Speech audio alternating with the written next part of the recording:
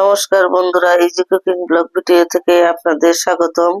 আজকে আমি মুরগির মাংস দিয়ে জল খিচুড়ি রান্না করে দেখাবো। চলুন শুরু করি। বন্ধুরা, আপনারা যে যেখান থেকে আমার ভিডিওগুলো দেখছেন, আশা করি আপনারা সবাই ভালো আছেন।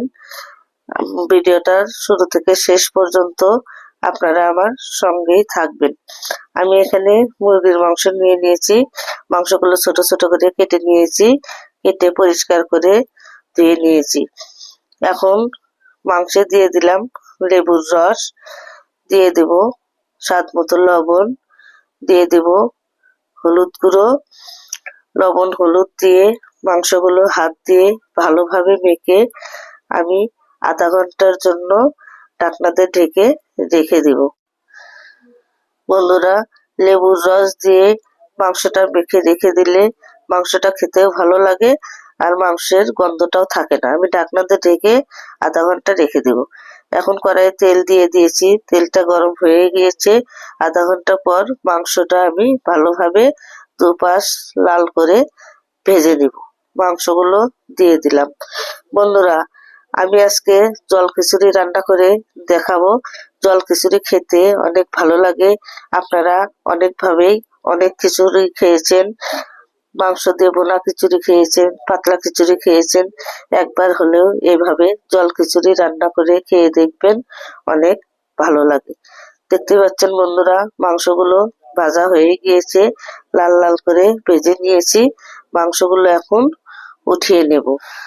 বন্ধুরা, আমি সহজভাবে হাতের কাছে থাকা মশলা দিয়েই রান্নাগুলো করে থাকি। আমি অতিরিক্ত মশলা ব্যবহার করি না। দেখতেই পাচ্ছেন বন্ধুরা, মাংসগুলো উঠিয়ে নিয়েছি। ওই তেলেই দিয়ে দিব পেঁয়াজ কুচি। আমি এখানে 3টি বড় পেঁয়াজ কুচি করে কেটে নিয়েছি। দিয়ে দিলাম পেঁয়াজ কুচি, দিয়ে দিলাম 2টি তেজপাতা, 1টি কালো এলাচ, 3-4 টুকরো দারচিনি, 4-5টি সাদা এলাচ দিয়ে পেঁয়াজগুলো একটু ভেজে নিব। এখন দিয়ে দিব আদা বাটা, দিয়ে দিব রসুন বাটা, দিয়ে দিব হলুদ গুঁড়ো, দিয়ে দিব মরিচ গুঁড়ো, আর দিয়ে দিব জিরে বাটা, দিয়ে দিব ধনিয়া গুঁড়ো, দিয়ে দেবো স্বাদ মতো লবণ। বন্ধুরা, এখন মশলাগুলো তেলের সঙ্গে ভালোভাবে ভেজে নিব, মশলাগুলো কাঁচা গন্ধ যাওয়া পর্যন্ত। এখন আমি দিয়ে দিব সামান্য গরম জল, দিয়ে মশলাগুলো আর একটু ভালোভাবে কষিয়ে নেব। ঢাকনাতে ঢেকে 2-3 মিনিট কষিয়ে নেব।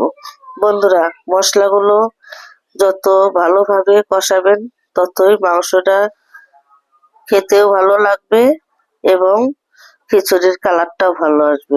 মশলাগুলো কষানো হয়ে গিয়েছে, তেল ছেড়ে দিয়ে দিয়েছে। এখন ভাজা মাংসগুলো দিয়ে দিলাম। মাংসগুলো দিয়ে আবারও ঢাকনা দিয়ে ঢেকে 4-5 মিনিট ভালোভাবে মশলার সাথে কষিয়ে নেব, যাতে মশলাগুলো মাংসতে মিশে যায়।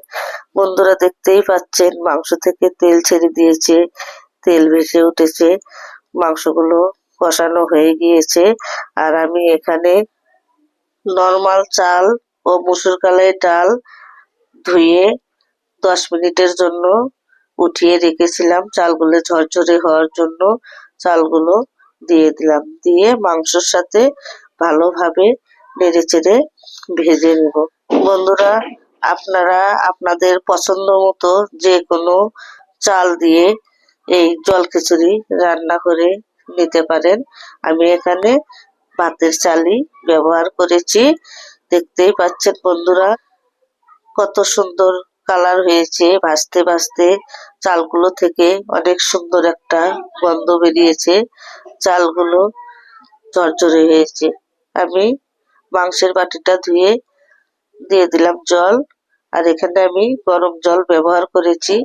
আপনারা পারলে গরম জল ব্যবহার করার চেষ্টা করবেন, গরম জল দিলে খিচুড়িটা ভালো হয়।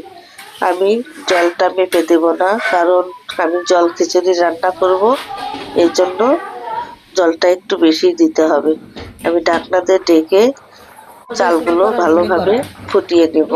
দেখতেই পাচ্ছেন বন্ধুরা, চালগুলো আধা সেদ্ধ হয়ে গিয়েছে। আমি এখন এখানে কয়েকটি কাঁচামরিচ চেরা দিয়ে দেব। দিয়ে আবারও ঢাকনা দিয়ে ঢেকে আরো কিছুক্ষণ চালগুলো ফুটিয়ে নিব। বন্ধুরা, আপনারা পুরো ভিডিওটাই দেখবেন এবং সাবস্ক্রাইব করে আমার সঙ্গেই থাকবেন। বন্ধুরা, খিচুড়িতে লবণ একটু কম হয়েছে, একটু লবণ দিয়ে দিলাম। আর দিয়ে দিলাম দারচিনি গুঁড়ো, আর দিয়ে দিলাম পাঁচফোড়ন গুঁড়ো। বন্ধুরা, পাঁচফোড়ন ছাড়া খিচুড়ি যাবে না। গন্ধ রয়েছে, আমার খিচুড়িটা হয়ে এসেছে। জল খিচুড়ি খেতে অনেক ভালো লাগে। আপনারা একবার হলেও খিচুড়িটা রান্না করে খেয়ে দেখবেন। মাংস দিয়া কিংবা ডাল দিয়ে খিচুড়িটা খেতে অনেক ভালো লেগেছে।